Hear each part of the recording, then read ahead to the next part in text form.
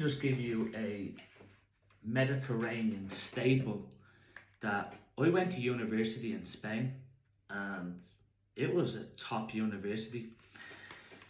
And I realised when I was in that university that it's the food standards in Spain is very, very high quality. That's all I would say. And they do have a good high standard. So sardines, which are quite tasty and quite easily and readily available,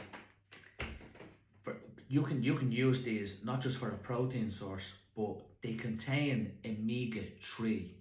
They contain a thing called EPA and EPA DHA, right?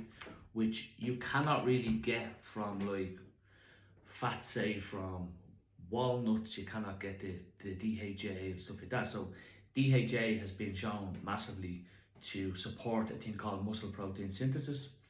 It also is very, very good for your brain health. If you could take, like, say, omega-3 and probably creatine, it would probably support 90% of good nutrients for the brain. I heard that from Andy Galpin. I didn't just make that up. So the other thing about this too is you don't need to go out and buy wild sardines. These sardines are fine. These were the Euro. These would contain the EPA and DHA inside of them, which is a conversion anyhow when you eat them. Not only these, the thing about sardines, let's say you're cutting dairy out of your diet and you're deficient in calcium. Sardines also contain calcium. So you also got a calcium content inside the sardines too.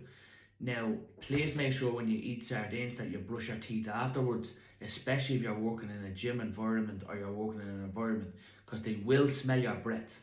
That's another thing that you need to be very, very careful of. But when you look into these too, they are readily available, they're easy to have access to. You could just get these, right? They're cheap too. And because omega-3 supplements are very, very expensive, to be honest. So not only that, do they even have the omega-3 inside of them? Makes sense, half of these supplements. And then there's been good papers. So first off, my professor has a PhD in omega-3. That's what he done his PhD in. And we were having a conversation with him one day, and he actually just eats fish himself, just consistently over a week, and gets usually that sorts out as he is omega-3.